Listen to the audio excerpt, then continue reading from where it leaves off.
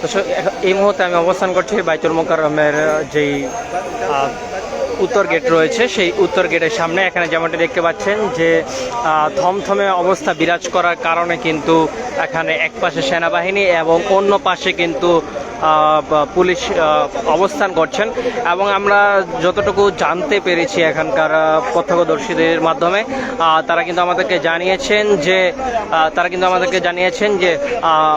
আগের যে খতিব রয়েছে তিনি কিন্তু বর্তমান যে খতিব রয়েছে তার উপর কিন্তু হামলা করেছেন, এমনটা কিন্তু তারা দাবি করছেন এবং একজনকে কিন্তু নিরাপত্তার জন্য গ্রেফতার করা হয়েছে।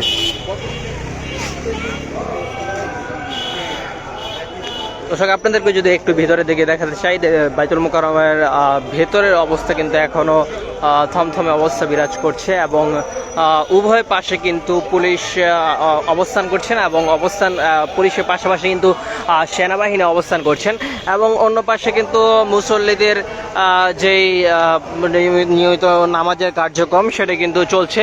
এবং আমরা যতটুকু এখানে জানতে পেরেছি যে আগের যে খতিব রয়েছেন তিনি রুহুল আমিন, তিনি কিন্তু তার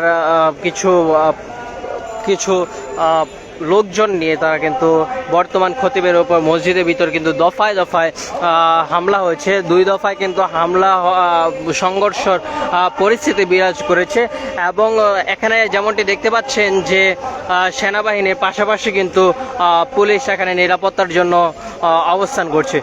দর্শক, 5 আগস্টের পরে কিন্তু আমরা প্রথমবারের মতো পুলিশের এত উপস্থিতি বাইতুল মোকাররম এলাকায় দেখতে পাচ্ছি, এমনটাই কিন্তু এখানকার দৃশ্যতে দেখা যাচ্ছে। দর্শক, তার আগে যদি আপনাদেরকে একটু জানিয়ে রাখতে চাই যে এর আগের যেই বাইতুল মোকাররমের খতিব তিনি ছিলেন রুহুল আমিন, তিনি কিন্তু 5 আগস্টের পর থেকে কিন্তু বাইতুল মোকাররমের যেই জুমার নামাজের ইমামতি অর্থাৎ খতিবের দায়িত্ব তিনি কিন্তু 5 আগস্টের পরে কিন্তু আর পালন করেননি। পরবর্তীতে আজকে কিন্তু যে বর্তমান খতিব রয়েছে তার উপর কিন্তু রুহুল আমিন তার সমর্থকরা কিন্তু হামলা করে এবং বেশ কয়েকবার মাইক কেড়ে নেওয়ার কিন্তু অভিযোগ উঠেছে। এবং আপনাদেরকে আরেকটু জানিয়ে রাখতে চাই যে সেনাবাহিনী এবং পুলিশ কিন্তু এখানে মোতায়েন রয়েছে উত্তেজনা যেই নিরাপত্তার জন্য, সেই নিরাপত্তার জন্য কিন্তু একজনকে গ্রেফতার করা হয়েছে এখন পর্যন্ত।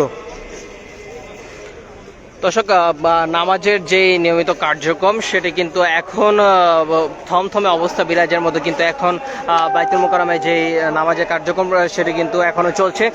জুমার নামাজের যে খুতবা সেই জুমার নামাজের খুতবা কিন্তু এখন চলছে বাইতুল মোকাররমে এবং অন্যদিকে কিন্তু পুলিশ চারপাশে ঘিরে রেখেছে এবং সেনাবাহিনী পুলিশ কিন্তু যাকে সব মুসল্লিরা ঢুকতে নিলে তাদেরকে কিন্তু চেক করে তারপরে নিরাপত্তার জন্য ঢোকাচ্ছে, এমনটাই কিন্তু এখানকার পরিবেশ সর্বশেষ পরিস্থিতি।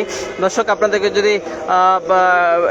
এই ছিল আজকে আমার কাছে এখন পর্যন্ত বাইতুল মোকাররমের সর্বশেষ পরিস্থিতি।